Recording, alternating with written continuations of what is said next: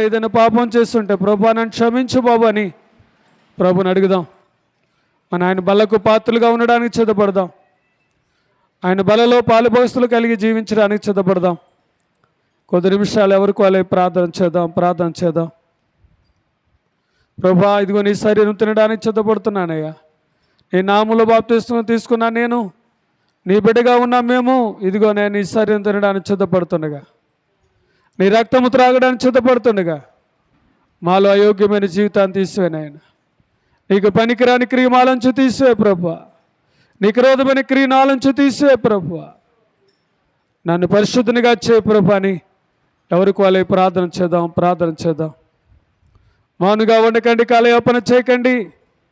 దేవుని సందులో విజ్ఞాపన చేసేవారిగా ఉందాం. దేవుని సందులో విజ్ఞాపన చేయడానికి ముందుకు వెళ్దాం. కొద్ది నిమిషాలు ప్రార్థన చేద్దాం. హల్లెలూయా హల్లెలూయా. యేసయ్యా స్తోత్రునైనా, పరిశుద్ధుడా స్తోత్రునైనా, పరమాత్ముడా స్తోత్రునైనా, కృపగల దేవానికి వందనాలు, ప్రేమగల దేవానికి వందనాలు. స్తోత్రం. పరిశుద్ధుడానికి వందనాలయ్యా. ఒక్కసారి జ్ఞాపకం చేసుకొని ఆయన అయ్యా, ఇదిగో ప్రభు బిడ్డలు చేస్తున్న ప్రార్థన ఆలకించు నాయన. ప్రార్థన ప్రతిఫలం దయచేసి సాధుకొని కృపలు బలపరచమని ప్రార్థిస్తున్నాను. హల్లెలూయా హల్లెలూయా. యేసయ్యా స్తోత్రం. పరిశుద్ధుడా స్తోత్రనైనా, పరమాత్ముడా స్తోత్రనైనా, కృపగల దేవా స్తోత్రనైనా, ప్రేమించే దేవా స్తోత్రం. హల్లెలూయా హల్లెలూయా హల్లెలూయా హల్లెలూయా హల్లెలూయా. యేసయ్యా స్తోత్రనైనా, పరిశుద్ధుడా స్తోత్రనైనా, పరమాత్ముడా స్తోత్రనైనా, కృపగల దేవానికి వందనాలు, ప్రేమించే దేవా స్తోత్రం. పరిశుద్ధుడా స్తోత్రనైనా. హల్లెలూయా హల్లెలూయా హల్లెలూయా. ప్రార్థన చేయాలి. ఎవరికి వాళ్ళే ప్రార్థన చేసుకోండి.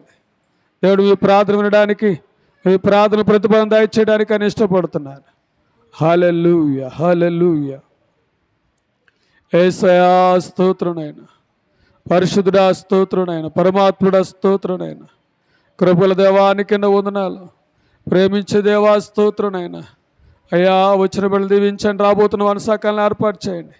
పాటల్లో మీరునండి, ప్రార్థనలో మీరునండి, వాక్యం ద్వారా మాతో మాట్లాడి ఆరాధనలో తోడేయండి బాబు. నీకెన్న వందనాలు.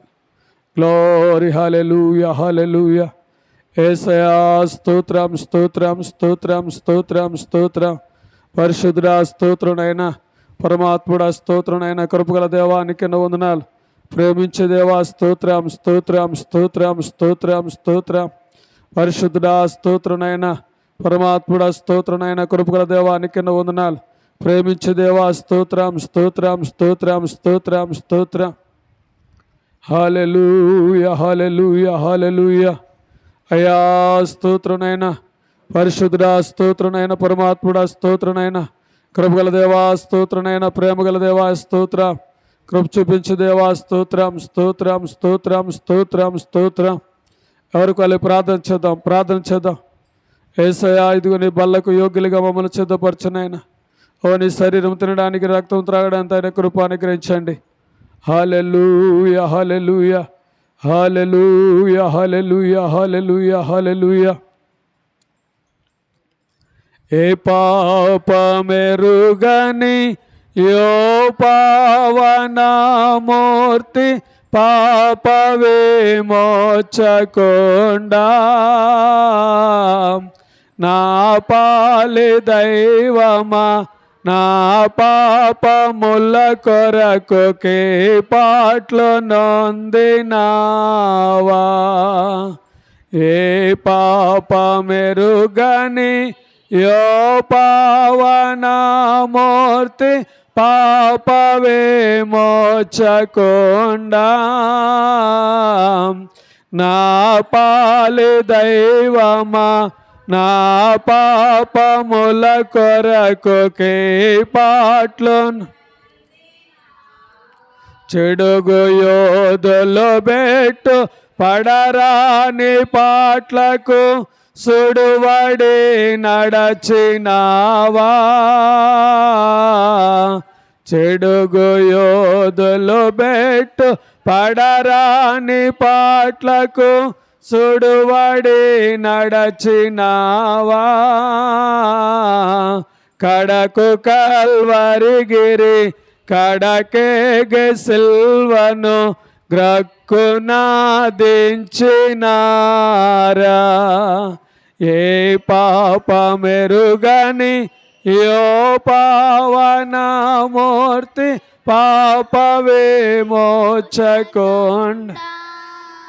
నా పాలి దైవమా నా పాపముల కొరకు పాట్లను కటకట పాప సంకటము బాపుటకింత పటువేదనొందినావా, కటకట పాప సంకటము బాపుటకింత పటువేదనొందినావా,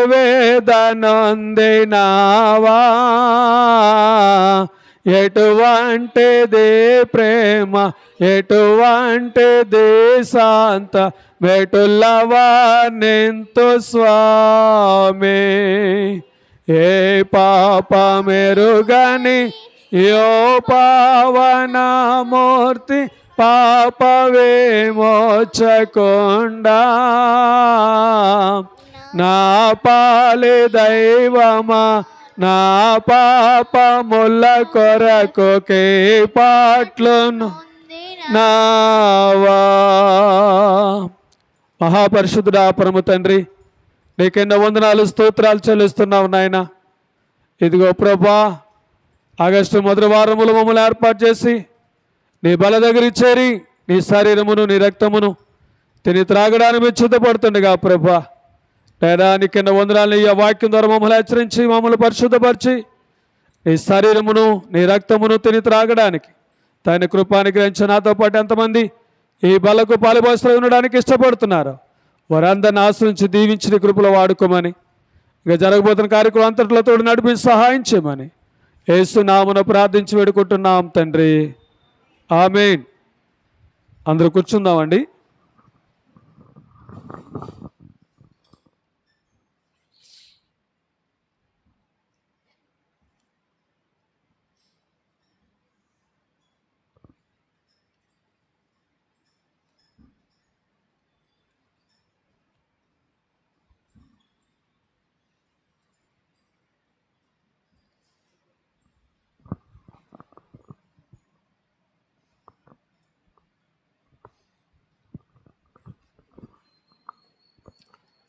కొద్దిసేపు దేనికి వాక్యాన్ని ధ్యానం చేసుకుందాం. రోమీలు రాసిన పత్రిక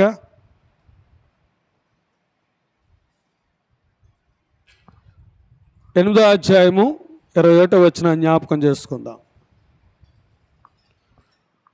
అపోస్తలుడైన పౌలు రోమా సంఘానికి రాసిన పత్రిక 8వ అధ్యాయము 21వ వచనం.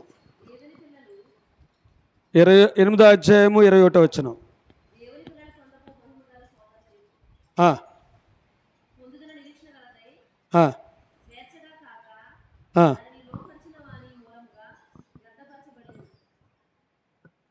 ఏం చదువుతున్నామా? 8:21 చూద్దాం, నేను కూడా చూస్తాను. చూడండి, 8వ అధ్యాయము 21. 8:21 అదే చదివానండి. ఇప్పుడు అదే మళ్ళీ చదువుతాను చూడండి. దేవుని పిల్లలు 20 వచ్చిన కానీ చదువుదాం. ఏలయనగా సృష్టి నాశనమునకు లోనయ్యి దాస్యములో నుండి విడిపింపబడి దేవుని పిల్లలు పొందబో మహిమ గల స్వాతంత్ర్యము పొందునను నిరీక్షణ గలదై స్వేచ్ఛగా కాక ధరణి లోపరచు వాని మూలముగా వ్యర్థపరచబడెను. దేవుని స్తోత్రం. వినండి, ఇక్కడ అంటున్నాడు. ఇప్పుడు గమనించండి, వాక్యం ధ్యానం చేసే ముందు మనకి ఈ వాక్యం చదివించేటప్పుడు మీకు గుర్తొచ్చేయాలి. ఏం గుర్తొచ్చింది? ఏమా ఈ వాక్యం చదివించానంటే మీకు ఏం గుర్తొచ్చింది? స్వాతంత్ర్యము. ఏండి, ఈ నెలలో ఏంటమ్మా? ఈ నెలలో ఏంటి? ఆ? ఆగస్టు 15 వచ్చిందంటే ఏ రోజమ్మా అది? స్వాతంత్ర్యము. స్కూల్లో ఏం చేస్తారు? జెండా ఎగరేస్తారు, స్వీట్లు పంచుతారు, ఆనందం కదా. ఎందుకంటే మన దేశము బ్రిటిష్ వారి చేతిలో బానిసగా ఉండిపోయింది. బ్రిటిష్ వారి చేతిలో మనం అందరం ఏమయ్యాం? బానిసలుగా ఉన్నాం. మన వాళ్ళందరూ కూడా మా దేశాన్ని మాకు ఇవ్వండి, మా దేశాన్ని మేము పరిపాలన చేసుకుంటామని కొంతమంది త్యాగధనులు ఏం చేశారండి? పోరాటాలు చేసి ప్రాణాలు కోల్పోయి ఏం చేశారు? దేశాన్ని రక్షించుకోగలిగారు. దేవుని స్తోత్రం. అంటే ఇప్పుడు మన స్వతంత్రమా బానిసలమా చెప్పండి? మన దేశానికి స్వతంత్రం వచ్చింది కదా, మన బానిసలమా స్వతంత్రమా? స్వతంత్రమే, బానిసలం కాదు. కారణం ఏంటంటే మన చేతిలో, ఎవరి చేతిలో లేము మనము? బ్రిటిష్ వారి చేతిలో లేము. మనమే మన దేశాన్ని ఏం చేసుకుంటున్నాం? పరిపాలన చేసుకుంటున్నాం. కాబట్టి మనం ఎవరమండి? స్వతంత్రులము. సరే, మంచిది. ఎందుకంటే ఆగస్టు 15 వచ్చిందంటే ఏం కనబడ? స్వాతంత్ర దినోత్సవం అని. మన దేశాన్ని బ్రిటిష్ వారు పరిపాలించే వారి చేతిలోంచి మనము ఆ దేశాన్ని మనం స్వతంత్రించుకున్నామని, మనకు మనమే పరిపాలన చేసుకుంటున్నామని ఎంతో సంతోషాన్ని వెలబోస్తున్నారు. మంచిది అమ్మ, జాగ్రత్త వినాలి ఈ మాటల్లో. మన దేశానికి స్వాతంత్రం వచ్చింది మంచిదే. మన బ్రతుకులకు స్వతంత్రం, మనకు స్వతంత్రం ఉందా? మనం బానిసలమా స్వతంత్రులమా అనేది ఒకసారి ఆలోచించాలి. ఎందుకు మాట చెప్తున్నానంటే, ఈ లోకములో జీవించిన వ్యక్తి దేశానికి స్వాతంత్రం వచ్చింది, కానీ మన జీవితాలకు స్వాతంత్రం లేదు. బానిసలైపోతున్నాం, బానిసత బ్రతుకులో జీవిస్తున్నాం. బానిసలు దేనికి బానిసలు అయిపోతున్నాం అంటే పాపానికి దాసులు అయిపోతున్నాం, వ్యసనాలకి బానిసలు అయిపోతున్నాం. ఇవాళ వింటున్నారా దేనికి బిడలారా? దేనికి వాక్యం వినడానికి ఇష్టపడుతున్నారు ఎవరైనా కూడా. మన దేశానికి స్వాతంత్రం వచ్చింది, కానీ మన జీవితాలకు ఏం రాలేదు? స్వాతంత్రము రాలేదు. ఎలాగండి అంటే గమనించండి. ఇవాళ పాపము చేసేవాడు ఆ పాపానికి ఏమవుతున్నాడు? దాసుడు అయిపోతున్నాడు, బానిస అయిపోతున్నాడు. ఇవాళ పాపము నుండి విడుదల పొందేవాడు ఎవరున్నారా? అంటే మనిషికి దేనికి స్వాతంత్రం? పాపము నుండి విడుదల పొందడానికి స్వాతంత్రం అనేది రాలేదు. ఇవాళ గమనించండి దేని బిడలారా. ఇప్పుడు గమనించండి, యేసు ప్రభువు దేవాతి దేవుడు సృష్టిని చేసిన తర్వాత ఆదాము అవ్వను కూడా ఏర్పాటు చేసి ఎక్కడ పెట్టాడండి? ఏదెను అనే ప్రాంతంలో ఒక తోట వేసి ఆ తోటలో పెట్టాడు. తోటలో పెట్టిన తర్వాత వాళ్ళకి ఏంటండి? వాళ్ళకి స్వతంత్రం ఉంది. ఏంటి ఆ స్వతంత్రం అంటే, ఆ తోటలో తిరగవచ్చు, ఆ తోటలో పండ్లన్నీ తినవచ్చు. తండ్రి వచ్చేటప్పటికి భయపడకుండా తండ్రి దగ్గరికి వచ్చి వాళ్ళ సహవాసము చేశారు. ఎప్పుడైతే వారు సాతానిక మాటలు విన్నారో, విని పాపము చేశారో, ఇప్పుడు ఏమొచ్చింది? వాళ్ళకి భయం వచ్చింది. ఇప్పుడు ఏమైపోయారంటే వాళ్ళు దేవునికి దూరం అయిపోయారు. అంటే పాపము చేయనంతసేపు వాళ్ళు స్వతంత్రంగా ఉన్నారు. పాపము చేసిన తర్వాత వాళ్ళు ఏమొచ్చింది? భయం అనేది ఏర్పడింది. ఆ భయము ద్వారా ఏం చేయాలి? పాపానికి దాసులైపోయారు. ఇప్పుడు గమనించండి, ఆదాముకి ఎంతమంది పిల్లలు పుట్టారు? కయ్యను, హేబేలు. ఇప్పుడు చూడండి, ఇద్దరు బలి అర్పించడానికి వెళ్ళారు. చిన్నవాడి యొక్క బలి దేవుడు అంగీకరించాడు, పెద్దవాడి బలి అంగీకరించలేదు. పెద్దవాడికి ఏం కలిగిందండి? కోపం వచ్చింది, అసూయ వచ్చింది, ద్వేషం వచ్చింది. హత్య చేయడానికి వెళ్ళిపోయాడు. అంటే ఇప్పుడు గమనించండి, ఇవాళ నువ్వు కోపపడుతున్నావంటే నువ్వు బానిసవే, అంటే పాపము నీలో ఉందన్నమాట. అందుకంటే కోపము ఎలాంటిదంట? పాపము అన్నాడు. ఇవాళ అంటే నువ్వు కొన్ని వ్యక్తికి సందర్భాలు ఉండవు. ఎప్పుడు పడితే వాళ్ళు కోపపడుతూనే ఉంటారు, ఎప్పుడు పడితే వాళ్ళు తిడుతూనే ఉంటారు. అంటే సందర్భం లేకుండా కోపపడే వాళ్ళు ఉన్నారు, సందర్భం లేకుండా తిట్టేవాళ్ళు కూడా ఉన్నారు. అంటే ఇప్పుడు ఏం చేస్తున్నారు వాళ్ళు ఏం చేస్తున్నారు వాళ్ళకే తెలియట్లేదు. అంటే వాళ్ళు పాపానికి దాసులైపోయారు. కాబట్టి వాళ్ళకి ఏమీ లేదు, స్వాతంత్రం అనేది లేదు. ఇవాళ దేనికి ఇప్పుడు చూడండి, కొంతమంది సిగరెట్ తాగకపోతే ఉండలేకపోతున్నానండి అన్నవాళ్ళు ఉన్నారు. అయ్యా త్రాగుడు తాగకపోతే ఉండలేకపోతున్నానండి అనేవాళ్ళు ఉన్నారు. ఒక ఆవిడ అంది, అయ్యా నాకు బాప్తిసం ఇవ్వండి, నేను త్రాగేదాన్ని త్రాగుడు మానేస్తాను, చుట్టకాల్చేవాడిని చుట్టకాల్చడం మానేస్తాను అంది. నువ్వు మానే ఆ తర్వాత బాప్తిసం ఇస్తాను అన్నాను. సరే మానేసింది. మానేసాక బాప్తిసం ఇచ్చాను. ఒక వారం పోయి ఆవిడ అంటుంది, నాలిక లాగేస్తుంది, గుండె దడ వచ్చేస్తుంది, తాగకపోతే ఉండలేకపోతున్నాను, చుట్ట కాల్చకపోతే ఉండలేకపోతున్నాను. అంటే ఆవిడ దేనికి బానిస అయిపోయింది? త్రాగుడికి, చుట్టకి బానిస అయిపోయింది. అంటే ఆవిడకి ఏమి లేదన్నమాట, అది లేకుండా జీవించలేదు. అంటే ఆమె బానిసే, స్వాతంత్రము లేదు. దేవునికి ఆరోగ్యాన్ని ఇచ్చాడు, ఆరోగ్యంగా జీవించమని చెప్పాడు. ఇలా దేవుడిచ్చిన ఆరోగ్యాన్ని ఇవాళ ఏం చేస్తున్నారు మనుషులు? వ్యసనాలకు బానిసలు అయిపోయి ఇవాళ ఏమవుతున్నారంటే ఆరోగ్యాలు చెడుపుకుంటున్నారు. ఇవాళ ఎంత భయంకరం అండి. ఇవాళ ఏం చేస్తున్నారంటే బానిసలైపోయి, దేనికి? త్రాగుడికి బానిసలైపోయి, చుట్లకి, సిగరెట్లకి, లేకపోతే కైనీలకు బానిస అయిపోయి వాళ్ళు ఏమవుతున్నారంటే ఉన్న ఆరోగ్యాన్ని పాడు చేసుకుంటున్నారు. అంటే వాళ్ళు స్వతంత్రులు కారు. అది లేకపోతే ఉండలేరు, కైనీ లేకపోతే ఉండలేరు, త్రాగుడు లేకపోతే ఉండలేరు, సిగరెట్ లేకపోతే ఉండలేరు. ఇవాళ గమనించండి. ఇలాగ ఎన్నో, ఇంకా ముందుకు పోతే వ్యభిచారం, అది లేకపోతే ఉండలేరు. ఏదో స్త్రీతో ఎలా కొలమాడాలి, ఏదో స్త్రీతో పాపం చేయాలి అన్న ఆలోచన. బానిసలైపోయారు ఇవాళ గమనించండి.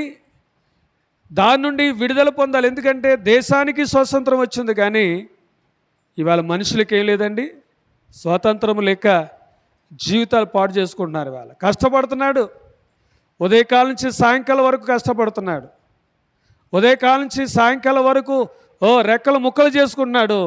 సాయంకాలం వచ్చేటప్పటికి ఆ ఉదయకాలం నుంచి కష్టపడిన కష్టార్జితం అంతా త్రాగుడికి ఖర్చు పెడుతున్నాడు. లేకపోతే అది ఎందుకంటే ఆ కైనీలకు ఖర్చు పెడుతున్నాడు, లేకపోతే పనికిరాని వాటికి ఖర్చు పెడుతున్నాడు తప్ప ప్రయోజనకరమైనది ఏది కూడా అతనిలో కనబట్టలేదు. ఎంత భయంకరం అండి. ఇలా బలవంతుడు కూడా ఏమైపోతున్నాడు? ఎంతో బలంగా ఉన్నవాడు బలహీనుడైపోతున్నాడు త్రాగుడు వల్ల, సిగరెట్ వల్ల, కైనీల వల్ల. అది లేకపోతే ఉండలేడు, అది లేకపోతే జీవించలేడు, అది లేకపోతే నడవలేడు, అది లేకపోతే ఆ వ్యసనాలు లేకపోతే ఎటు మాట్లాడలేడు. అంటే వీటికి ఆ వ్యక్తి ఎంత బానిస అయిపోయాడో, అంటే అది లేకపోతే ఉండలేకపోతున్నాడు. అంటే అర్థం ఏంటంటే అతనికి స్వాతంత్రము లేదు. ఎంత భయంకరం పరిస్థితి అండి. ఇప్పుడు ఇక్కడ అన్నాడు సృష్టి ఏమైపోయిందంట? నాశనముకు బానిసత్వ బ్రతుకులోకి వెళ్ళిపోయిందంట. సృష్టి అంటే ఏంటి? సృష్టిలో ఉన్న నీవు నేను కూడా బానిసత్వ బ్రతుకులకు వెళ్ళిపోయాం, బానిసలు అయిపోతున్నాం. ఇవాళ దేవుడు ఏది వద్దని చెప్పాడో అదే చేస్తున్నాం, ఏది నీకు ఉండకూడదని చెప్తున్నాడో అదే దగ్గర పెట్టుకుంటున్నాం. ఇవాళ బానిసత్వ బ్రతుకులకు వెళ్ళిపోయాం. ఇప్పుడు దేవుడు కోరుకున్నది ఏంటో తెలుసా? ఆ బానిసత్వ బ్రతుకు నుండి ఏమల్లి విడుదల పొందాలి, స్వాతంత్రాన్ని పొందుకోవాలి. నీకు నువ్వు జీవించే విధముగా ఉండాలి, నీకు నువ్వు ఆరోగ్యం తెచ్చుకున్న విధముగా ఉండాలి, నీకు నువ్వు బలాన్ని తెచ్చుకున్న విధముగా ఉండాలి. నాకు ఒక స్నేహితుడు ఉన్నాడు. వాడు ఒక ఉద్యోగి. ఇంచుమించు నెలకి 30,000 రూపాయల పైన వస్తుంది అతనికి. నెలకు 30,000 పైనే చక్కటి ఉద్యోగం సంపాదించుకున్నాడు. అంత మంచి అందగాడు, బలమైన వాడు, చాలా అందగాడు, రెండోది బలమైన వాడు. అతనికి ఒక వ్యసనం ఉంది, త్రాగుడు కైని అనే వ్యసనం ఉంది. నా స్నేహితుడు, నా క్లాస్మేట్. త్రాగుడు కైని అనే అలవాటు ఉంటే పొద్దుడే లేచిన వెంటనే ఏం చేసేవాడంటే మొహం కడక ముందే తాగేసేవాడు, మొహం కడక ముందే కైని వేసేవాడు. డ్యూటీకి వెళ్ళకముందే తాగి వెళ్ళేవాడు డ్యూటీకి. ఆ మధ్యలో మళ్ళా తాగేవాడు, సాయంత్రం మళ్ళా తాగేవాడు. అతనికి నెలకు వచ్చేటప్పుడు 30,000 సరిపోయి కాదు, మళ్ళీ అప్పులు చేసేవాడు త్రాగుడికి. నేను అన్నాను, నీవు త్రాగుతున్న ఈ త్రాగుడు, నవ్వులుతున్న ఈ కైని ఒకప్పుడు నీ ప్రాణం తీస్తే జాగ్రత్త అన్నాను. నేను బలహీన చేస్తుంది, ఇది నీ మీద ఏలుబడి చేస్తుంది కాబట్టి ఇది మానేయమంటే నా స్నేహితుడు అన్న మాట ఏంటంటే, ఏది మానేమని మానేస్తాను కానీ ఇది మానేయమంటే నేను మానలేను, నేను చచ్చే వరకు ఇది చేయాలి, ఎందుకంటే ఇది లేకపోతే నేను ఉండలేను అని ఒక నిర్ణయానికి వచ్చేసాడు. నేను అన్నాను, నేను వెళ్ళినప్పుడల్లా స్నేహితుడా లేకపోతే ఫ్రెండు లేకపోతే పలానా పేరు పెట్టి, నువ్వు నేను కలిసి చదువుకున్నాం, నువ్వు నేను కలిసి జీవించాం, ఇవాళ నువ్వు ఈ వ్యసనం ద్వారా నువ్వు ప్రాణం పోగొట్టుకోవడం అనేది మంచిది కాదు, దాన్ని విడిచిపెట్టమంటే ఏదో చెప్పుకొచ్చేవాడు. లాస్ట్కి ఏమైందో తెలుసా? గమనించండి, అతడు తాగుతున్న త్రాగుడు వల్ల, గమనించండి, అతను కాలుస్తున్న సిగరెట్ల వల్ల, అతడు నవ్వులుతున్న కైని వల్ల ఊపిరితిత్తులన్నీ పోయినాయి, హార్ట్ ప్రాబ్లం వచ్చేసేది. అప్పుడు చావడానికి సిద్ధంగా ఉన్నప్పుడు అంటున్నాడు, నా కొరకు ప్రార్థన చేయి, బ్రతకాల ఉంది. ఇవాళ ఏం చేసిందంటే ఆ త్రాగుడు అతని ప్రాణాన్ని తీసేసింది. ఎంతో కాలం బ్రతకవలసిన వ్యక్తి ఇవాళ చనిపోయాడు. యుక్త పెళ్ళవకుండానే ఈ లోకాన్ని విడిచిపెట్టి వెళ్ళిపోయాడు. ఎంతో బలముగా ఉండే వ్యక్తి, ఎంతో అందమైన వాడు ఏమైపోయాడు? చనిపోయాడు. ఇంకొక స్నేహితుడు ఉన్నాడు, వాడు కూడా త్రాగుడు అలవాటే, కైని అలవాటే. అతడు ఆ కైని వేసుకుంటే ఆ వేసుకున్న కైని బుగ్గను తినేసింది. గమనించండి, ప్రాణాపాయ స్థితిలోకి వెళ్ళిపోయాడు. ప్రార్థన చేయడం ప్రారంభించాం.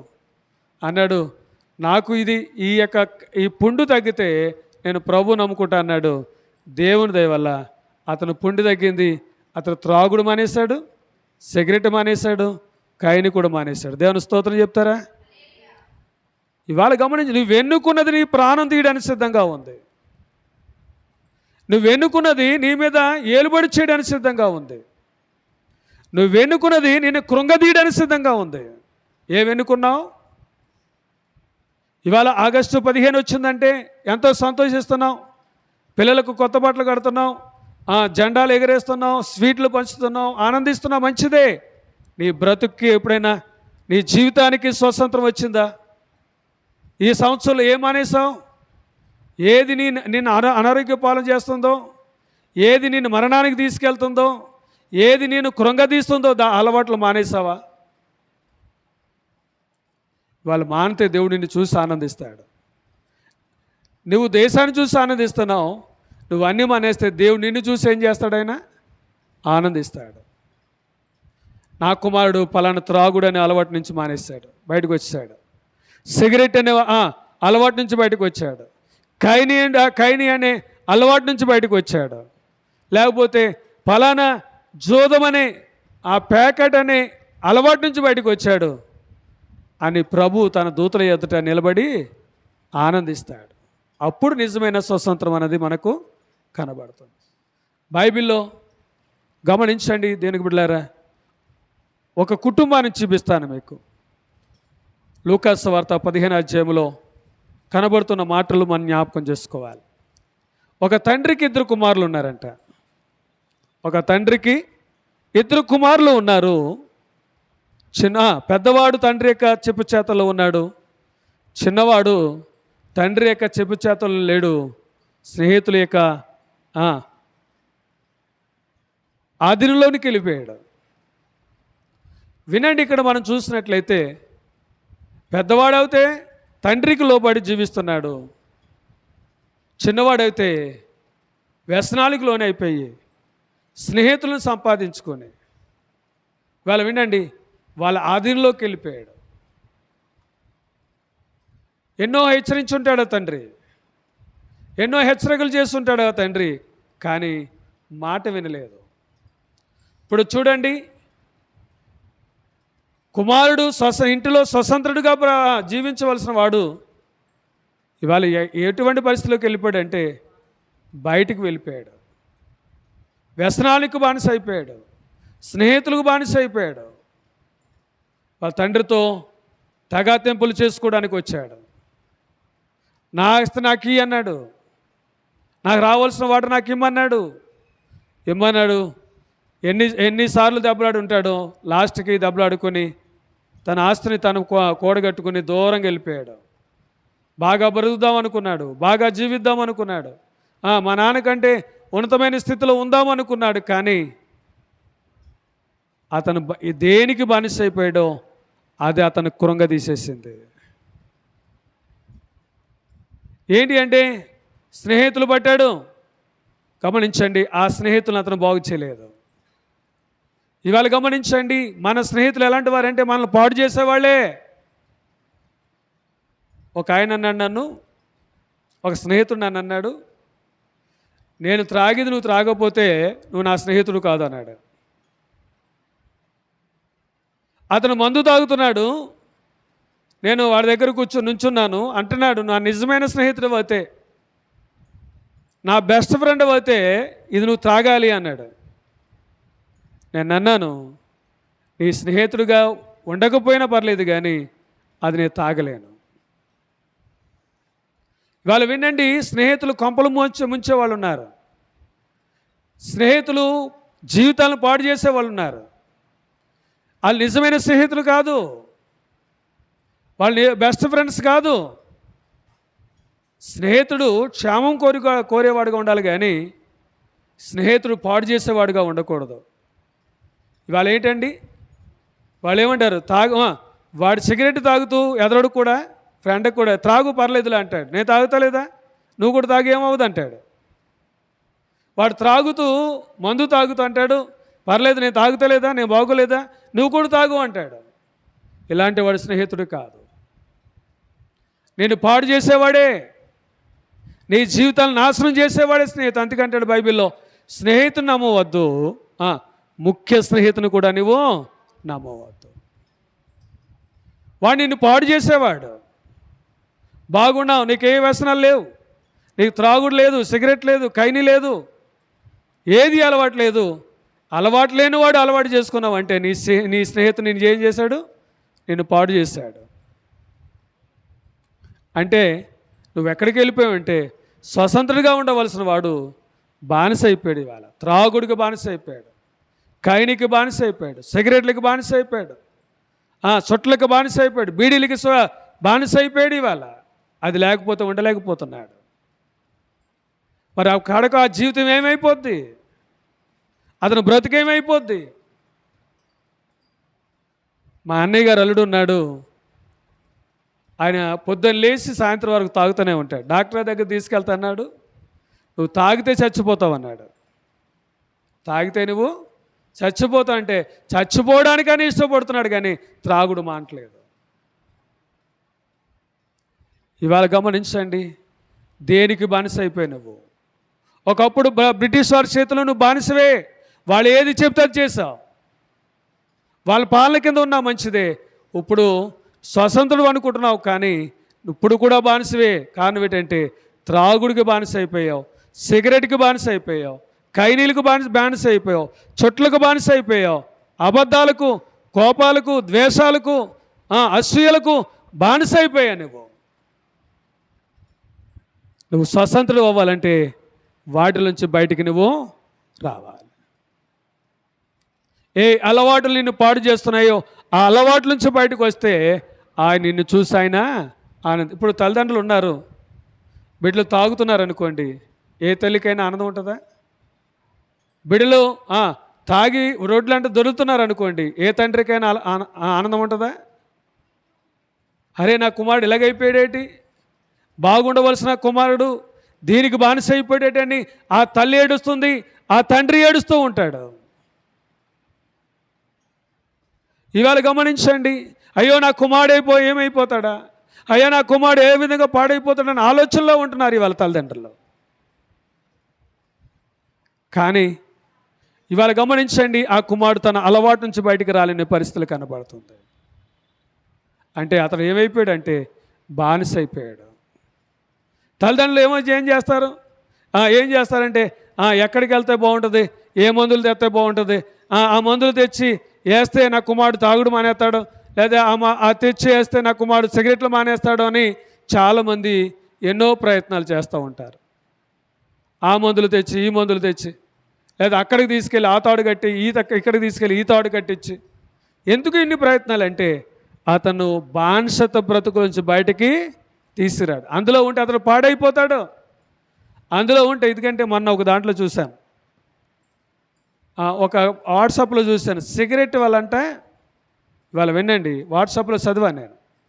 సిగరెట్ వల్ల 20 ఏళ్ల వయసులో ఉండవలసిన బలము 60 సంవత్సరాలు తీసుకెళ్తుందంట.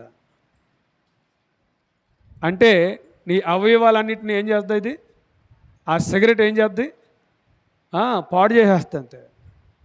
20 సంవత్సరాలు నీ నరాలు ఎలాగుంటాయి, నీ ఎముకలు ఎలాగుంటాయి, నీ గుండె ఊపిరితిత్తులు ఎలాగుంటాయి, చాలా బలంగా ఉంటాయి. కానీ ఆ 20 సంవత్సరాల్లోనే 60 సంవత్సరాలు చూస్తారంట వాళ్ళు. ముసలోళ్ళు త్వరగా ముసలోళ్ళు అయిపోతారంట వాళ్ళు. తినడానికి ఏమి ఉండదంట వాళ్ళకి. నాకు చాలా భయం వేసింది, ఇంకా చదివితే భయం వేసి దాన్ని మానేశాను నేను. వాళ్ళు వింటున్నారా దేనికి బిడలారా? దేనికి వాక్యం ఉంటున్నా? నువ్వు చేస్తుందేటో నీకు తెలుస్తుందా? నువ్వు చేస్తుందేటో నీకు అర్థమవుతుందా? ఇవాళ నువ్వు ఏ స్థితిలో ఉన్నావో అర్థమవుతుందా? అర్థం కావట్లేదు. ఇవాళ ఏం తాగాలి, రేపేం తాగాలి, ఇవాళ ఏం తినాలి, రేపేం తినాలి అనుకుంటున్నాడు. కానీ దీనివల్ల ఏంటి నా జీవితం ఏమైపోతుందన్న ఆలోచన ఏ వ్యక్తికి కనపట్లేదు. ఇవాళ ఏం చేస్తున్నాడు, ఉదయం అంతా కష్టపడుతున్నాడు, సాయంత్రానికి డబ్బులు తీసుకుంటున్నాడు, తన ఇష్టానుసారంగా తాగుతున్నాడు, తిన్నది తింటున్నాడు, ఇంటికి వెళ్ళేటప్పటికి రూపాయింట్ లేదు. భార్య పిల్లలు ఏమవుతున్నారు, పస్తులు ఉండవలసి వస్తుంది. పిల్లలు ఆరోగ్యంగా ఉండవలసిన పిల్లలు వాళ్ళు బలహీనైపోతున్నారంటే కారణం ఎవరు అంటే ఇవాళ తండ్రి తల్లియే మనం గమనించాలి. తండ్రి వ్యసనాలకు లోనైపోవడం వల్ల పిల్లలు అనారోగ్య పాలైపోతున్నారు. తండ్రి వ్యసనాలకు లోనైపోవడం వల్ల పిల్లలు తిండికి లోనైపోతున్నారు. ఆ తిండి దొరకట్లేదు, కరువు పాలైపోతున్నారు. ఇవాళ సరైన బట్టలు ఉండలేదు, వాళ్ళకి సరైన చదువు లేదు. ఇవాళ ఏం చేస్తున్నారు, పిల్లలను సరిగ్గా చదివించుకోగలుగుతున్నారా? ఒక కాన్వెంట్లు వేసుకొని, ఓ స్కూల్లో వేసుకుని చదివించగలుగుతున్నారంటే చదివించలేకపోతున్నాడు. రోజుకి 1000 రూపాయలు తెస్తున్నాడు, రోజుకి 1000 రూపాయలు తెస్తున్నాడు. కానీ గవర్నమెంట్ స్కూల్లోనే, లేకపోతే ఏదో స్కూల్ లేకపోతే ఇంటికాడ కూర్చోపెట్టడమే తప్ప సరైన చదువులు చెప్పించలేకపోతున్నాడు. అంటే ఆ పిల్లలకి ఎలా ఉన్నాడు, న్యాయం చేయగలుగుతున్నాడు ఆ తండ్రి? అరే నా పిల్లలు నాకంటే బాగుండాలి అనుకోవాలి, నా పిల్లలు నాకంటే ఉన్నతమైన స్థితిలో ఉండాలి, నాకంటే నా పిల్లలు చక్కగా చదువుకోవాలని ఆలోచన ఉంటే నీవు ఈ వ్యసనాలకు లోనవ్వవు. నీ కుటుంబాన్ని పాడు చేసే, నీ భార్యను పాడు చేసే, లేకపోతే నీ పిల్లలను పాడు చేసే, ఇవాళ ఆ వ్యసనం నీలో లేకుండా చేసుకుంటే నీ కుటుంబం బాగుపడుతుంది. ఇవాళ నువ్వు ఏ స్థితిలో నీవు నీ కుటుంబం ఏంటంటే బానిసత బ్రతుకులో ఉంది. దేనికంటే నువ్వు వెన్నుకున్న వ్యసనానికి లోనైపోయింది. దాని నుండి బయటికి రావాలని యేసు ప్రభువు నీ గురించి ఆయన ఎదురు చూస్తున్నారు. నీ త్రాగుడు మానిపించడానికి, నీ వ్యసనాలు మానిపించడానికే యేసు ప్రభువు ఈ లోకానికి వచ్చాడు. నేను మార్చడానికి ఆయన ఇష్టపడుతున్నారు. వాళ్ళు వినండి, సృష్టి దేంట్లోకి వెళ్ళిపోయిందంటే బానిసత్వంలోకి వెళ్ళిపోయిందంటే పాపానికి లోనైపోయింది. ఇవాళ పాపం తెచ్చేసుకుంటున్నాడు. ఇవాళ స్వార్థాలు ఎక్కువైపోయినాయి, అసూయలు ఎక్కువైపోయినాయి, మోసాలు ఎక్కువైపోయినాయి. ఇవాళ కారణం ఏంటంటే మనిషి స్వార్థపరుడైపోయాడు. ఇదివరకు అయితే మనిషిని ప్రేమించేవారు ఉన్నారు. ఈ రోజుల్లో మనిషిని ప్రేమించేవాళ్ళు లేరు. ఇదివరకు ఎవరైనా పడిపోతే చెయ్యందించే వాళ్ళు ఉన్నారు. ఈ రోజుల్లో ఎవరైనా పడిపోతే ఇంకొక రాయేసి ఆ పడద్రోయాలని చూస్తున్నారు, కానీ చెయ్యట్టి లేపేవాళ్ళు లేరు. ఎవరికైనా శోధన వచ్చినప్పుడు, ఎవరికైనా ఇబ్బందులు వచ్చినప్పుడు, ఎవరికైనా ఇరికాట్లు వచ్చినప్పుడు ఆ ఇంటికి వెళ్ళి అయ్యో ప్రభు, అయ్యో పాపం అన్న వాళ్ళు ఉన్నారు. ఈ రోజులో కనీసం ఇంటికి వచ్చి పరామర్శించే వాళ్ళు కూడా లేరు. ఏమైపోతుంది ఈ లోకం? ఏమైపోతున్నారు ఈ ప్రజలు అంటే సరైన అవగాహన లేక, సరైన పద్ధతులు లేక ఇవాళము సృష్టి దాస్యములోనికి వెళ్ళిపోయింది. సృష్టిలో నీవు నేను కూడా దాస్యములోకి వెళ్ళిపోయాం. వాళ్ళ గమని బానిసలుగా అయిపోయాం. కాబట్టి దేవునికి బిడలారా, ఇవాళ గమనించండి, ఆ బానిసత బ్రతుకు నుండే విడుదల చేయడానికి ప్రభువైన యేసుక్రీస్తు వారు నరరూపుగా వచ్చాడు, నిన్ను స్వతంత్రులుగా చేయడానికి. వినండి, ఆ చిన్న కుమారుడు స్నేహం పట్టాడు, స్నేహితులు పట్టాడు, వెళ్ళాడు, వ్యసనాలు పట్టాడు, వెళ్ళిపోయాడు, దూర ప్రాంతం వెళ్ళిపోయారు. స్నేహితులు ఏమైనా బాగు చేశారా అతన్ని? స్నేహితులు నమ్మాడు, స్నేహితులే సర్వం అనుకున్నాడు. అనుకుని స్నేహితులతో పాటు దూరంగా వెళ్ళిపోయాడు తన ఆస్తిని పట్టుకొని. ఆ స్నేహితులు అతన్ని బాగు చేశారా? ఆ స్నేహితులు అతన్ని నిలబెట్టారా? అంటే ఉన్నదంతా లాక్కుని అతను విడిచిపెట్టి వెళ్ళిపోయారు అంతే. ఇది స్నేహం అంటే. ఎలా ఉందో చూడండి. రే బాబు, నేను ఉన్నా, నీకెందుకు వచ్చాయి? నేను ఉన్నానికి మేము ఉన్నాం కదా, నేను పాడు చేస్తామేంటి? నువ్వు వచ్చాయి, మీ నాన్న దగ్గర నుంచి ఆస్తిని పట్టుకుని వచ్చాయి, ఒక వ్యాపారం చేసుకుంది, కానీ నువ్వు ఉన్నతమైన, నీ నాన్నకంటే ఉన్నతమైన స్థితిలో ఉంటానని చెప్పిన స్నేహితులు వాళ్ళని నమ్మి వెళ్ళిన తర్వాత ఆ స్నేహితులు ఏం చేశారంటే వాళ్ళని పాడు చేసి ఉన్నదంతా దోసుకొని, ఉన్నదంతా తీనివేసి, ఉన్నదంతలో తాగేసి దొరిలేసి కాడకు ఒక్కడిని విడిచిపెట్టేసి వెళ్ళిపోయారు. ఆ చిన్న కుమారుడికి ఏం చేయాలో తోయట్లేదు.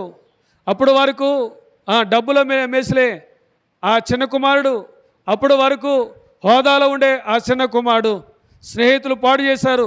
స్నేహితులు విడిచిపెట్టిన తర్వాత ఏం చేయాలో తెలియక, చావాలా, బ్రతకాలా, ఎలా జీవించాలని ఆలోచనతో ఎక్కడికి వెళ్ళాడంటే ఒక ఎరుకులు వాని ఇంటికి వెళ్ళాడు. అంటే పందులు మేపే ఇంటికి వెళ్ళాడు. దేని కొరకండి? ఒక ఉద్యోగం కొరకు. ఎక్కడికి ఎంతగా దిగజారిపోయాడో చూడండి. తండ్రి మాట వింటే ఆ కుమారుడు పాడేవాడా? తండ్రి మాట వింటే అతను వ్యసనాలకు లోనయ్యేవాడా? కాదే. తండ్రి మాట వినలేదు, స్నేహితుల మాట విన్నాడు, ఉన్నదంతా పోగొట్టుకున్నాడు, భ్రష్టుడైపోయాడు. ఎక్కడికి వెళ్ళాడంటే పందులు మేపడానికి వెళ్ళాడండి. ఆకలి తట్టుకోలేక. కనీసం ఆ పందులు మేపడానికి అధికారి ఇచ్చాడు, కానీ ఇరే బాబు, ఈ గంజి తాగు, ఈ అన్నం తాగు అనలేదు, అన్నం తిను అనలేదు. అలాగే పంపించాడు. పంపించేటప్పటికి ఆకలి తట్టుకోలేక ఆ పందులు పొట్టు తినడానికి ఇష్టపడ్డాడండి. ఎంత దిగజారిపోయాడండి. కోటీశ్వరుడు, లక్షాధికారి ఎక్కడికి వెళ్ళాడు? కడుపు నింపుకోవడానికి ఎక్కడికి వెళ్ళాడండి? పందులు తినే పొట్టు దగ్గరికి. స్నేహితులు ఎంతగా కృంగదీశారో చూడండి. అతని వ్యసనాలు ఎంత కృంగదీసినాయో చూడండి. తినడానికి తిండి లేక, కట్టుకోవడానికి బట్ట లేక, ఉండడానికి నివాసం లేక ఇవాళ గమనించండి ఎంతగా దిగజారిపోయాడో. ఇవాళ గమనించండి, మనం కూడా అదే పరిస్థితిలో ఉన్నాం. మనం కూడా అదే స్థితిలో ఉన్నాం. నువ్వు దేన్ని నమ్ముకున్నావో అదే నిన్ను పాడు చేస్తుంది. ఇవాళ ఏంటంటే తినడానికి తిండి లేని పరిస్థితులు, కట్టుకోవడానికి బట్ట లేని పరిస్థితులు. నీ పిల్లలు ఎలాగున్నారు అంటే బలవంతులుగా ఉండవలసిన వారు బలహీనలు అయిపోతున్నారంటే పరిస్థితి ఏంటంటే నువ్వు నమ్ముకున్నది, నిన్ను వెంబడించింది నిన్ను కృంగదీస్తుంది అనేది గుర్తు ఎరగాలి. వింటున్నారా ఈ మాటలు? ఏదో చెప్పుకుపోతారులే, మాకెందుకులు అంటే రేపు నష్టపోయేది ఎవరో కాదు, మనమే. దేవుడు నీకు స్వతంత్రాన్ని ఇచ్చి, నీ అలవాట్ల నుంచి బయటకు తీసుకొచ్చి, నీకు ఆరోగ్యమును ఆయుస్సును బలమునిచ్చి నేను ఒక బిడ్డగా నిలబెట్టాలని ఆశపడుతున్నాడు ఆయన. నీకున్న వ్యసనాలు ఎవరు మానసలేరు. నీ త్రాగుడు మానాలంటే నువ్వు మానలేవు, నువ్వు సిగరెట్ మానాలంటే మానలేవు, నువ్వు కైని మానాలంటే మానలేవు, లేకపోతే వేరే అలవాటు మానాలంటే మానలేవు. కానీ నువ్వు ప్రభు దగ్గరికి వస్తే ఆటోమేటిక్గా నీకున్న అలవాట్లన్నీ ఆయన ఏం చేస్తాడు? ఆయన మానిపించేస్తాడు. దేవుని స్తోత్రం చెప్పండి. దేవునికి బిడలారా చెప్పండి, దేవుని స్తోత్రం. ఎందుకు ఈ మాట చెప్తున్నాను అంటే, మనుషులు చేయలేని పని దేవుడు చేయగలడు. మనుషుడు చేయలేని పని ఎవరు చేస్తారండి? దేవుడు చేయగలడు. ఇవాళ నువ్వు దేంట్లోంచి బయటికి రాలేకపోతున్నావో ఆ అందులోంచి బయటికి రావాలంటే దేవుడే నీకు సహాయము చేయాలి. ఈ మాటలు మనం వింటే మన జీవితాలు బాగు చేసుకోగలం. ఇవాళ జెండా వందనం చూసి ఎంత సంతోషిస్తున్నావో, నీ దేశాన్ని చూసి ఎంత సంతోషిస్తున్నావో, నీ కుటుంబాన్ని, నీ జీవితాన్ని చూసి కూడా అంత సంతోషించాలంటే మనం దేనిలో బానిసలం అయిపోయామో ఆ బానిసత బ్రతుకులోంచి బయటికి రావాలి. ఇప్పుడు ఆ చిన్నకుమారుడు అనుకుంటున్నాడంట, అరే ఇక్కడ అవుతే నాకు తిండి లేదు, బట్ట లేదు, ఆరోగ్యం లేదు, ఏంటి నా బ్రతుకు, ఏంటి నా పరిస్థితి అనుకుని తండ్రి గుర్తొచ్చాడంట. తండ్రి దగ్గరికి వెళ్ళడం ప్రారంభించాడు. నా తండ్రి దగ్గరికి వెళ్తాను, నా తప్పులు ఒప్పుకుంటాను, నేను బానిసగా ఉండలేను, కుమారుడిగానే ఉండాలి, స్వతంత్రుడిగా ఉండాలని ఆలోచనకు వచ్చేసాడంట. తండ్రి దగ్గరికి వస్తున్నాడు. తండ్రి దూరం నుంచి చూస్తున్నాడు.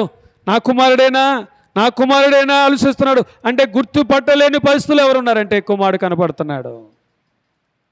కుమారుడిని గుర్తించి గబగబా వెళ్ళి మెడ మీద పడి ముద్దు పెట్టుకుని ఏడుస్తుంటే, అయ్యా నీ కుమారుడిని అనిపించుకోవడానికి నేను పాత్ర, నాకు స్వతంత్రం లేదు, నీ కుమారుడికి అనిపించుకోవడానికి అంత స్వతంత్రం లేదు, ఎందుకంటే నేను బానిసనైపోయాను, త్రాగుడికి బానిస అయిపోయాను, వ్యసనాలకు బానిస అయిపోయాను, లేకపోతే జోదానికి బానిస అయిపోయాను, దేనికో ప్రతి దానికి అలవాటికి బానిసను అయిపోయాను.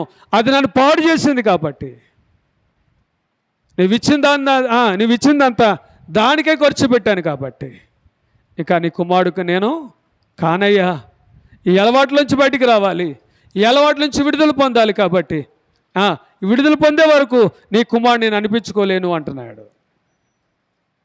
వెంటనే తండ్రి ఆ కుమారుడిని ప్రేమించి, వింటున్నారా, తన వ్యసనాలన్నీ మానిపించి ఆయన చేస్తున్న పని ఏంటంటే చౌరము చేయించి తలంటి నూతన వస్త్రాలు, పాత వస్త్రాలు తీసేసి నూతన వస్త్రాలు ఇచ్చి, ఒక ఉంగరము తొలగించి, చెప్పులు తొడిగించి సింహాసనం మీద కూర్చోబెట్టాడు. సింహాసనం మీద ఎవరు కూర్చుంటారండి? దాసుడు కూర్చుంటాడా, కుమారుడు కూర్చుంటాడా? కుమారుడే కూర్చుంటాడు. దాసుడు కూర్చోడానికి అవకాశము లేదు. ఒకప్పుడు దేనికి దాసుడైపోయాడో, దేనికి బానిస అయిపోయాడో, ఎప్పుడైతే తండ్రి దగ్గరికి వచ్చాడో ఆ తండ్రి ఆ వ్యసనాల నుండి, ఆ బానిసత బ్రతుకును విడుదల చేసి ఇప్పుడు ఏం చేశాడు? కుమారుడిగా నిలబెట్టాడు. దేవుని స్తోత్రం చెప్పండి. వాళ్ళు వింటున్నారా? దేనికి వాక్యం ఉంటున్నా బిడలారా? ఇవాళ అనుకుంటున్నా నేను బాగానే ఉన్నాను కదా, నేను బాగానే జీవిస్తున్నాను కదా అనుకుంటున్నావు. కానీ నీ అలవాట్లు, నీ స్నేహము నిన్ను పాడు చేస్తుందన్నది గుర్తెరగట్లేదు. ఆ చిన్న కుమారుడు పాడైపోవడానికి కారణం ఏంటంటే అతనుకున్న అలవాట్లు. ఆ చిన్న కుమారుడు పాడైపోవడానికి కారణం ఏంటి అంటే అతను పట్టే స్నేహమే అతను పాడు చేసేసింది. ఇవాళ నువ్వు అనుకుంటున్నావు నా స్నేహితులు ఉన్నారు, నా ప్రాణ స్నేహితులు ఉన్నారు, లేకపోతే నా కుటుంబం కంటే బాగా ప్రేమించే వాళ్ళు ఉన్నారు అనుకుంటున్నావేమో. ఒకప్పుడు వాళ్ళు నిన్ను విడిచిపెడతారు, నిన్ను పాడు చేస్తారు. అది మాత్రం గుర్తుంచుకోవాలి. ఇవాళ గమనించండి, దేంట్లో నువ్వు మునిగిపోయావో, దేంట్లో నీ కళ్ళు కమ్మిపోయినాయో వాటిలోంచి నువ్వు బయటకు వస్తే అదే నిజమైన స్వాతంత్ర్యము. కాబట్టి దేని బిడ్డలారా, దేవుడు నీకు ఆశనిచ్చాడంటే, దేవుడు నీకు బలాన్ని ఇచ్చాడంటే, దేవుడు నీకు శక్తినిచ్చాడంటే బానిసత్వంలోకి వెళ్ళిపోమని కాదు, నీ వ్యసనాల్లోకి వెళ్ళిపోమని కాదు, దానిలోంచి బయటికి రావాలి. దానిలోంచి బయటికి రావడానికి తగిన మనసు నీలో ఉండాలి. ఈ అలవాటు నాకు ఇప్పుడు చూడండి, సిగరెట్ ఉంది. ఆ సిగరెట్ ఏమవుతుంది? గుండెలను దెబ్బతీస్తుంది, ఊపిరితిత్తులను పాడు చేస్తుంది, ఆరోగ్యాన్ని, నరాలను కూడా ఏం చేస్తుంది? బలహీనం చేసేస్తుంది. ఇప్పుడు గమనించండి, ఇది త్రాగడం వల్ల నీకు అనారోగ్యం ఏర్పడుతుంది. కాబట్టి నీ ఆలోచనలు ఉండాలి, దీని నుంచి ఎప్పుడు బయటకు వద్దామా, బయటికి వెళ్ళిపోదాం, దీన్ని ఎప్పుడు విడిచిపెడదామా అన్న ఆలోచన నీలో ఉండాలి. అప్పుడు ప్రభుని అడిగితే దేవుడు ఆటోమేటిక్గా దానిలోంచి బయటికి తీసుకొస్తాడు. నాకు తెలిసిన వ్యక్తి ఉన్నారు కానూరులో, ఆయన వ్యాపారస్తుడు. రోజుకి 1500 రూపాయలు వ్యాపారం చేయగల వ్యక్తి. ఆ వ్యాపారం అయిపోయాక 1500 తాగేయడమే, సిగరెట్లు తాగడమే. నిజంగా ఇప్పుడు ఈ రోజుకు ఉన్నాడు ఆయన వ్యక్తి. త్రాగడమే కాకుండా రోడ్లన్నీ దొరలడం, భార్యను కొట్టడం, బిడ్డలు కొట్టడం, సరైన తిండి లేకపోవడం, సరైన చదువు లేదు వాళ్ళకి, భార్య ఏడడమే, పిల్లలు ఏడడమే. అలా కొంతకాలం జరిగిన తర్వాత గమనించండి, అతనిలో మార్పు వచ్చింది.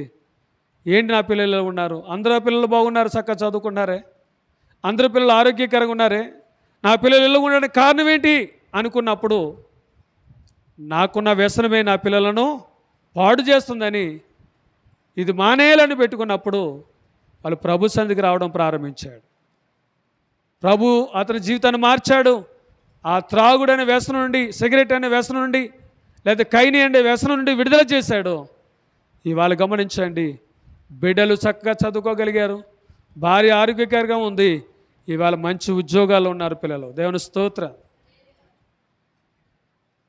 భర్త లేదా తండ్రి ఆ వ్యసనాల నుంచి ఎప్పుడు వచ్చాడో ఆ బిడ్డలు బాగున్నారు, ఆ కుటుంబం బాగుంది.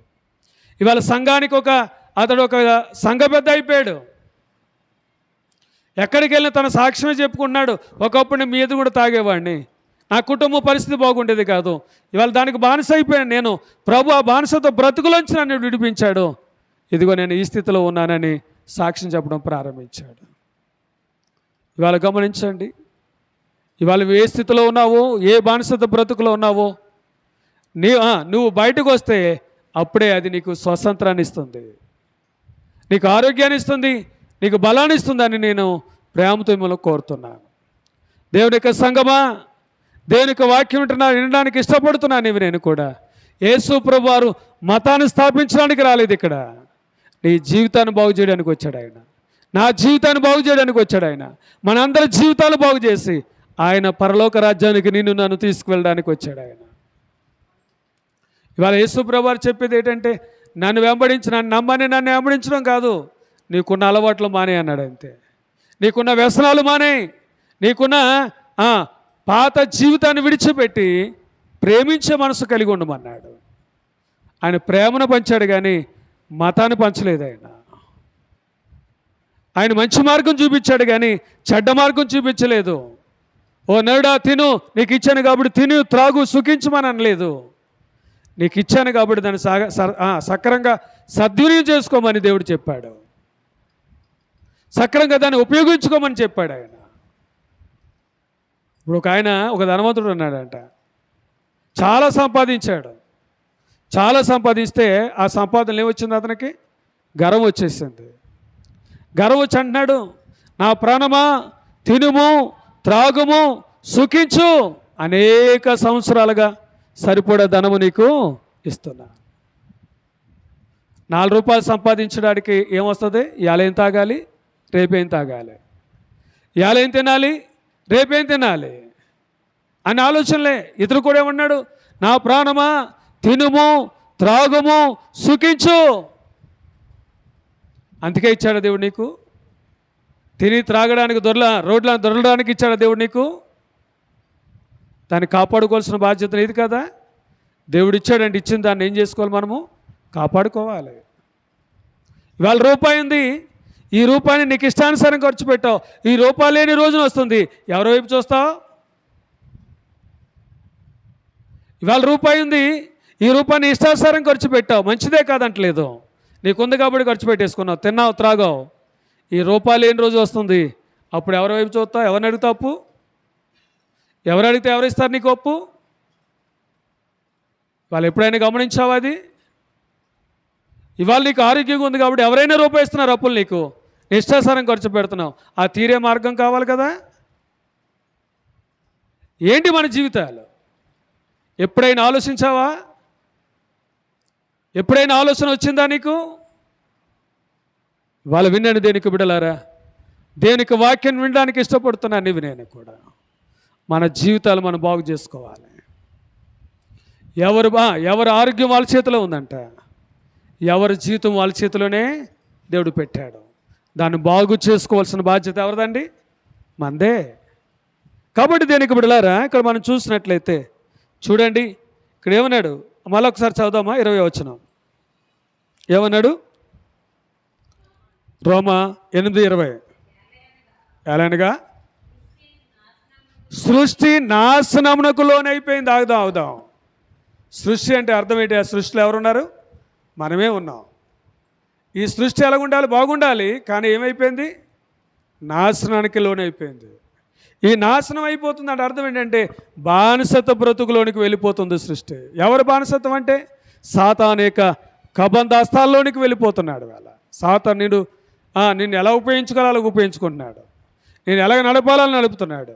నేను ఎలా నిలబెట్టాలో అలా నిలబెడుతున్నాడు. అరే ఇది మంచిది కాదని ఎప్పుడైనా ఆలోచించావా? ఇవాళ గమనించండి, యేసు ప్రభువు ఎందుకు వచ్చారండి? ఇప్పుడు చదువుదాం, కింద చదువుదాం. చదవండి.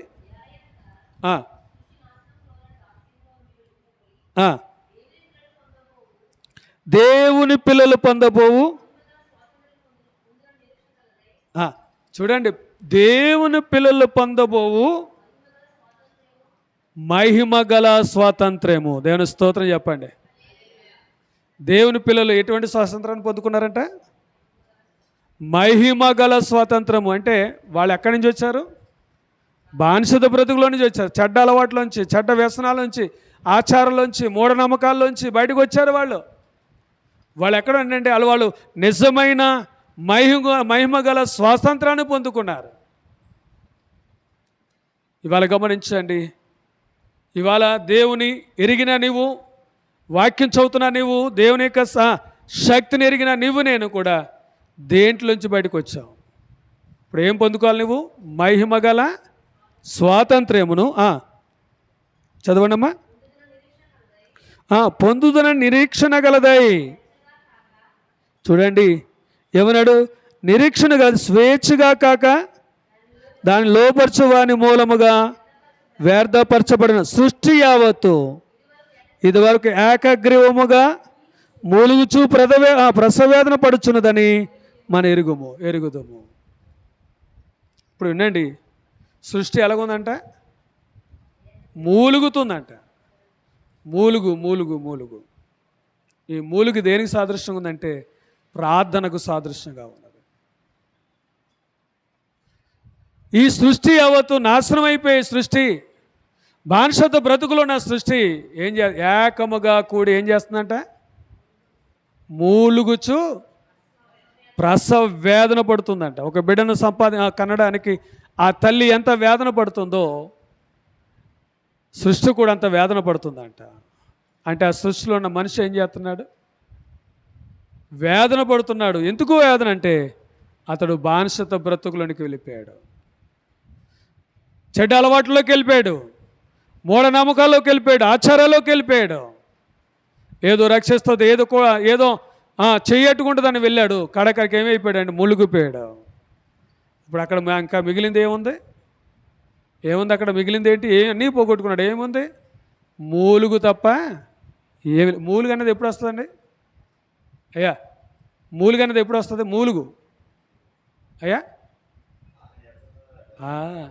ఒంటిలో శక్తి లేనప్పుడు, ఒంటిలో బలము లేనప్పుడు ఏమొస్తుందండి? చావడానికి సిద్ధంగా ఉన్నప్పుడు ఏమొస్తుందండి? ఒకటంటే మాట రాదో ఏమవుతుంది? మూలుగే. అన్నీ కోల్పోయిన తర్వాత, ఇవాళ నీ వ్యసనానికి అన్నీ కోల్పోయిన తర్వాత నీకు మిగిలిందేంటి? అదే మిగులుతుంది, నీకేం మిగలదు. ఆ మూలిగేనండి. ఉన్నప్పుడు అన్నీ బాగున్నప్పుడు ఎవరి మాట వినలేదు, అన్నీ బాగున్నప్పుడు ఏ మాటకు లోబడలేదు, అన్నీ బాగున్నప్పుడు ఏ వ్యక్తి మాట వినలేదు, ఎవరు లెక్క చేయలేదు నువ్వు. అంతా పోయాక ఏం మిగులుతుంది ఇంకా నీకు? మూలిగే. మూలిగే. ఇవాళ వింటున్నారా? ఇవాళ ఏ పరిస్థితుల్లోంచి ఏ పరిస్థితులకు దిగజారిపోయి ఒకసారి ఆలోచించండి. సృష్టి ఎక్కడికి వెళ్ళిపోయిందండి? మూలుగులోకి వెళ్ళిపోయింది. మూలుగులోకి వెళ్ళిపోయింది. బాగా ఉన్నతమైన స్థితిలో ఉండవలసిన సృష్టి, ఆరోగ్యకరంగా ఉండవలసిన సృష్టి ఇవాళ మూలుగులోకి వెళ్ళిపోయింది. మూలుగులోకి చావడానికి సిద్ధంగా ఉందంతే. చావడానికి. అందుకంటాడు ఎఫెసీయులకు రాసిన పత్రిక 2వ అధ్యాయము 1వ వచనం. ఎఫెసీయులకు రాసిన పత్రిక, అపరాధముల చేతను పాపముల చేతను చావడానికి సిద్ధంగా ఉన్న మూలుగు. ఆగండి. ఆ మూలుగులోకి వెళ్ళడానికి కారణం ఏంటండి? చావడానికి సిద్ధంగా ఉన్నా కదా. మూలుగు ఎప్పుడు వద్దా అనుకున్నాం? చావడానికి దగ్గరికి వచ్చినప్పుడే ఆ మూలుగు వస్తుంది. అప్పుడంటే దేని చేత చావడానికి సిద్ధంగా ఉన్నాం? అపరాధముల చేతను పాపముల చేత. బాబా ఇంకా చావడానికి సిద్ధంగా ఉన్నప్పుడు, మూలుగుతో ఉన్నప్పుడు యేసుక్రీస్తు వారు ఆ మూలుగులోంచి నిన్ను బ్రతికించడానికి అని ఇష్టపడుతున్నారు. దేవుని స్తోత్ర. చదవండి. అపరాధముల చేతను పాపముల చేతను చచ్చిన వారై ఉండగా ఆయన మిమ్మల్ని క్రీస్తుతో కూడా బ్రతికించెను. ఆయన నిన్ను క్రీస్తుతో కూడా బ్రతికించెను. దేవుని స్తోత్రం. ఎంతో మంచి మాట అండి. అన్నీ కోల్పోయినా, అన్నీ పాడు చేసుకున్నా, లాస్ట్కి చావడానికి సిద్ధంగా ఉన్నప్పుడు, అంటే ఆ మూలుగులో ఉన్నప్పుడు, ఆ మూలుగుతో నువ్వు ప్రభు వైపు చూస్తే ప్రభు నిన్నేం చేయబోతున్నాడు? ఆయన తిరిగి బ్రతికించడానికి అని ఇష్టపడుతున్నారు. దేవుని స్తోత్రం. ఎంత గొప్ప సంగతి అండి. దేనికి బిడ్డలారా, దేనికి వాక్యం ఉంటున్నా నువ్వు నేను కూడా, అయ్యో ఈ వ్యసనం నుంచి బయటికి రాలని, ఇది నన్ను చంపేయడానికి సిద్ధంగా ఉంది, ఈ అలవాటు నుంచి బయటికి రాలేకపోతున్నానే, ఇది నన్ను చంపివేయడానికి సిద్ధంగా ఉంది, లేకపోతే ఈ యొక్క ఆలోచన నుంచి బయటికి రాలేకపోతున్నానే, ఇది నా కుటుంబాన్ని పాడు చేయడానికి సిద్ధంగా ఉంది, ఎలాగ నాకు అనుకుంటే ప్రభు నీకు సహాయం చేస్తాడు. నీ చేయి పట్టుకు పై లేపుతాడు. దేవుని స్తోత్రం. దేవుని సహాయం కోరుకుంటావా? ఎప్పుడైతే నువ్వు దేవుని దగ్గరికి వస్తావో, ఎప్పుడైతే దేవుని కలిగి జీవిస్తావో, ఇవాళ గమనించండి, ఆయన మూలుగు నుండి బయటికి తీసుకొస్తాడు. మూలుగు నుండి బయటికి తీసుకురావడానికి ఆయన ఇష్టపడుతున్నారు.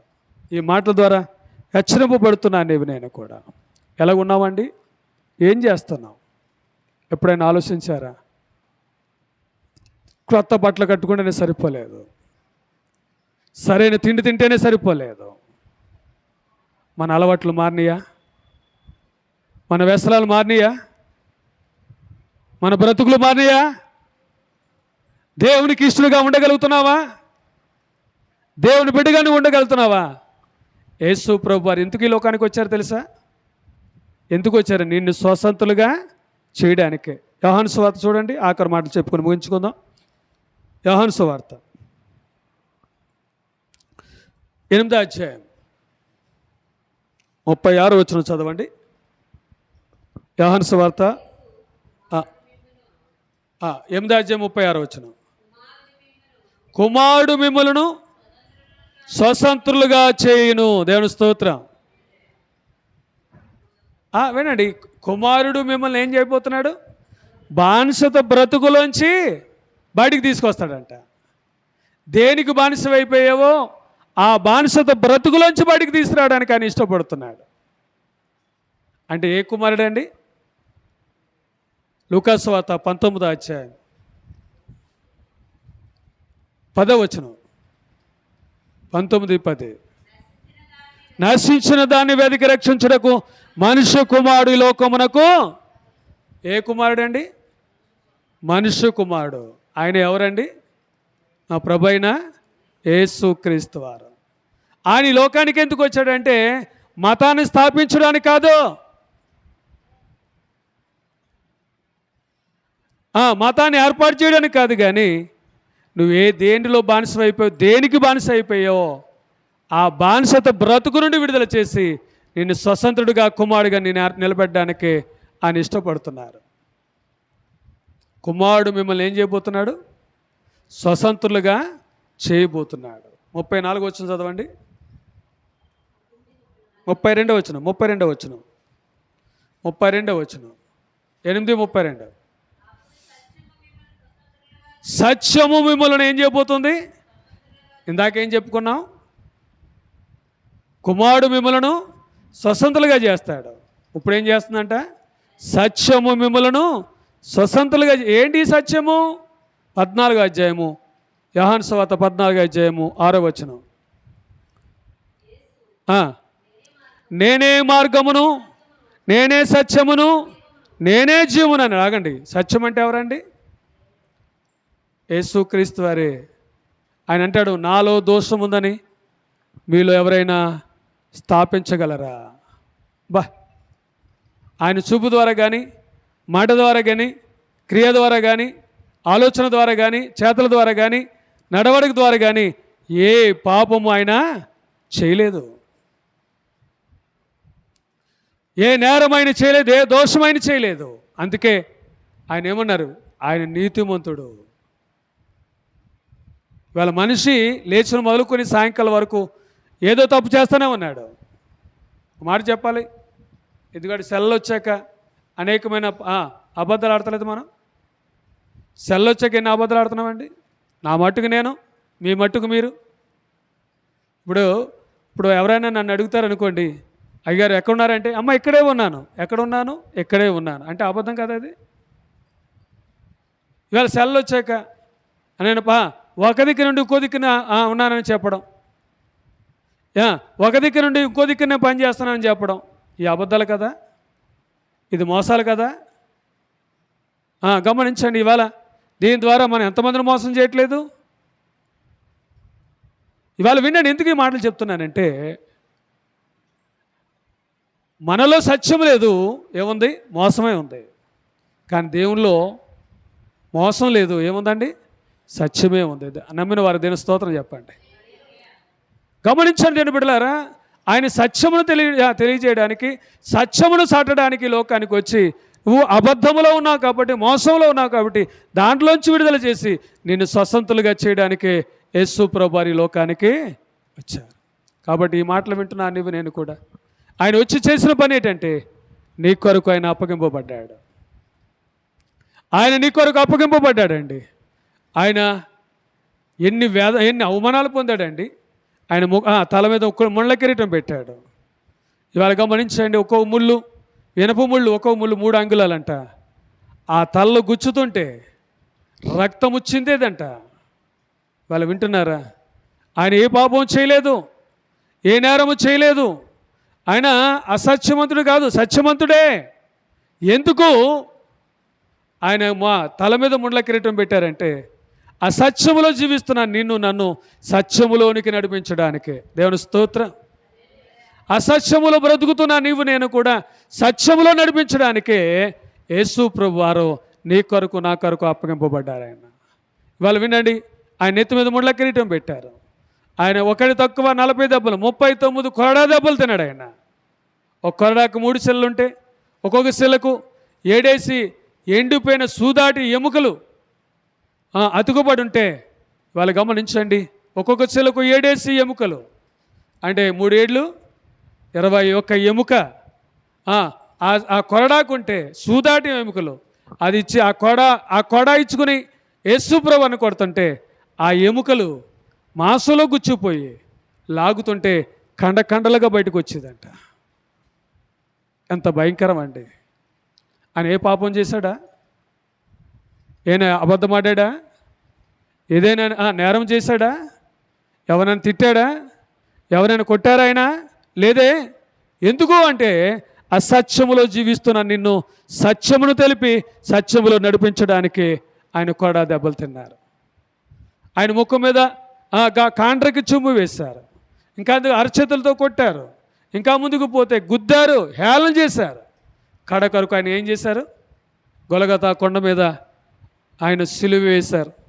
ఇవాళ గమనించండి, ఆ 3 మేకుల మీద ఆయన సిలువ వేసినప్పుడు గమనించండి, ఆయన కార్చిన రక్తము ద్వారా ఇవాళ మానవుడికి ఏం కలుగుతుంది? బానిసత్వ బ్రతుకు నుండి విడుదల కలుగుతుంది. దేవుని స్తోత్రం.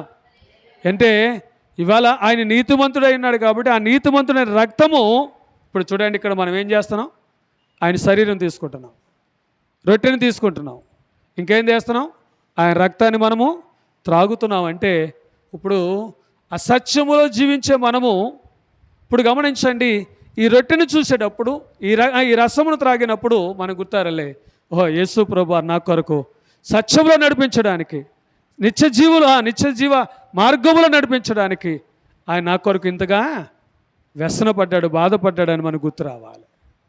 ఆయన సిలువేసినప్పుడు రక్తము కారుతుంటే, ఇవాళ గమనించండి, ఏర్లై పారుతుంటే, ఆయన ఒక పొడవాటి బళ్ళెము తీసుకొచ్చి పక్కలో పడుచున్నప్పుడు రక్తము లేదు కదా, ఉన్న రక్తము నీళ్లు కూడా కారిపోయినాయి అంట. కారణం ఏంటి? వేదాలు చెప్తున్నాయి, వాళ్ళు బైబిల్ ఒకటే చెప్పట్లేదు. ఇవాళ గమనించండి, రామాయణం చెప్తుంది, భగవద్గీత చెప్తుంది, అనేక గ్రంథాలు చెప్తున్నాయి, రక్తము చిందింపబడకుండా పాపక్షమాపణ కలగదు. ఒక బైబిలే కాదు చెప్పేది, అనేక గ్రంథాలు. మానవుడి యొక్క పాపం పోవాలంటే రక్తము చిందించాలి. ఏ రక్తం చిందించాలి? కలంకముతో ఉన్న రక్తము కాదు, మోసపూరితమైన రక్తము కాదు, కలంకము లేని రక్తము చిందింపబడాలి, పాపము లేని రక్తము చిందించబడాలి. అది ఎవరిది అంటే ఒకే ఒకరు కనబడుతున్నారు, ఆయన మన ప్రభైన యేసుక్రీస్తు వారు. ఆయన నీ కొరకు నా కొరకు ఆయన ఏం చేశాడు? ఆయన రక్తము చిందించాడు. అందుకే హెబ్రీ రాసిన గ్రంథంలో, హెబ్రీ గ్రంథం అంటాడు, రక్తము చిందింపబడకుండా పాప క్షమాపణ కలుగునేరాదు. అంటే మన పాపములు క్షమింపబడ్డాయి, మన కుమారులుగా స్వతంత్రులుగా ఉన్నామంటే మన కొరకు ఆయన ఎన్నో వేదన పడ్డాడు. వాళ్ళు వింటున్నారా? దేశం కొరకు కొంతమంది శ్రమలు పడ్డారు, ప్రాణాలు త్యాగం చేశారు. నీ ఆత్మను రక్షించడానికి, నిన్ను రక్షించడానికి యేసు ప్రభువారు తన ప్రాణాన్నే నీ కొరకు బలిగా పెట్టాడు. నమ్మిన వారు దీని స్తోత్రం చెప్దామా? దేశం కొరకు అనేక మంది నాయకులు ప్రాణాలు పెట్టారు, రక్తము చిందించారు. ఆ రక్తము చిందింపకుండా, ప్రాణం పెట్టకుండా దేశం మన చేతిలోనికి రాలేదు, స్వతంత్రం మన చేతిలోనికి రాలేదు. ఇవాళ నువ్వు బానిసమైపోయి కాబట్టి నిన్ను స్వతంత్రులుగా చేయడానికి, నేను స్వతంత్రుడు అయిన కుమారుడిగా చేయడానికి యేసు ప్రభువు నీ కొరకు ప్రాణం పెట్టారు. నీ కొరకు అయినా బలి అయిపోయాడు, ఆయన నీ కొరకు అయినా రక్తము చిందించాడు. ఆ రక్తం ద్వారా నువ్వు కడగబడితే ఇవాళ నీకు నువ్వు స్వతంత్రుడిగా ఉండగలవు. ఏంటి? ఏ వ్యసనం నీ దగ్గర రాదు, ఏ అలవాటు నీ దగ్గర రాదు, ఏ పాడైపోయిన అలవాట్లు నీ దగ్గర రావు, ఆచారాలు నీ దగ్గర రావు. దేవునికి నమ్మకస్తుడుగా ఉంటావు. ఈ లోకాన్ని విడిచిపెట్టిన తర్వాత ఆ నిత్యరాజ్యంలో ఏం దొరుకుతుంది? నీకు ఒక స్థానం అనేది దొరుకుతుంది. దాని కొరకు ఎదురు చూస్తారా? తల్ల వంచండి, కళ్ళు మూసుకోండి, చిన్ని ప్రార్థన చేసుకుందాం. ఇవాళ ఏ బానిసత బ్రతుకులో ఉన్నావో, ఏ బానిసత బ్రతుకులో జీవిస్తున్నావో, ఏది నిన్ను పాడు చేస్తుందో, ఏది నీ ప్రాణాన్ని తీస్తుందో, ఏది నీ సంసారాన్ని కోలద్రోస్తుందో, దాని నుండి విడుదల పొందాలని ఆశ ఉందా నీకు? బాబు, నువ్వు దేవుని దగ్గరికి వస్తే ఆయన నీ కొరకు ప్రాణం పెట్టాడు. వాటి నుండి విడుదల చేసి నిన్ను కుమారుడిగా నిలబడడానికి, ఒక స్వాతంత్రాన్ని ఇవ్వడానికి ఆయన ఇష్టపడుతున్నారు. వాళ్ళ ఎవ్వరు ఇవ్వలేని రక్షణ యేసు ప్రభువు నీకు ఇవ్వడానికి సిద్ధంగా ఉన్నారు. దేంట్లో మగ్గిపోతున్నావయ్యా? అమ్మా, దేంట్లో మగ్గిపోతున్నారు? ఇవాళ కుటుంబం విచ్ఛిన్నమైపోతుంది, జీవితాలు పాడైపోతున్నాడు, వ్యసనాలే బానిస బ్రతుకులు అయిపోయినాయి. దేవుడు చూశాడు, తన బిడ్డలు పాడైపోవడం ఆయనకి ఇష్టం లేదు, వ్యసనాల్లో నాశనం అయిపోవడం ఆయనకి ఇష్టం లేకే నీ జీవితాన్ని బాగు చేయడానికి, నా జీవితాన్ని బాగు చేయడానికి, మనందరి జీవితాలను బాగు చేయడానికి యేసు ప్రభువారు తన ప్రాణాన్ని నీ కొరకు త్యాగం చేశాడు. ఆయన మన కొరకు త్యాగం చేశాడు, ఆయన మన కొరకు ప్రాణం పెట్టేశాడు. ఆయన నీకంటే తన ప్రాణాన్ని ఎక్కువగా చూసుకోలేదు. ఆయన తన ప్రాణం కంటే నిన్నే ఎక్కువగా ఆయన ప్రేమిస్తున్నాడు. నువ్వు పాడైపోవడం ఆయనకి ఇష్టం లేదు, నువ్వు దిగజారిపోవడం ఆయనకి ఇష్టం లేదు, నువ్వు రోగాలు పాలవడానికి ఇష్టం లేదు, నీ సంసారం పాడైపోవడం ఆయనకి ఇష్టం లేదు, నీ వ్యక్తిగత జీవితం పాడైపోవడం ఆయనకి ఇష్టం లేదు. అందుకే యేసు ప్రభువు ఈ లోకానికి వచ్చారు. నీ కొరకు ఆయన ప్రాణం పెట్టాడు బాబు. ఈ మాట వింటావా? వింటే ప్రభు ఈయనే ఇప్పుడే తెలుసుకో. ఏది మంచి ఏది చెడ్డో తెలుసుకో. ఏది సత్యమో ఏది అసత్యమో తెలుసుకో. ప్రభు సన్నిధికి రా, ప్రభు నీతో మాట్లాడతాడు ఆయన. ప్రభు సన్నిధికి రా, ప్రభు నీ జీవితాన్ని బాగు చేస్తాడు ఆయన. మహాపరిశుద్ధుడా నీ కింద వందనాలు. ఎత్తబడే వాక్యాన్ని బట్టి నీ కింద వందనాలు. వాక్యానుసరంగా లోకంలో జీవించే బాధ్యత బిడ్డలకు మాకు అనుగ్రహించమని నేను ఇదిగో ప్రభువా, ఎంతమంది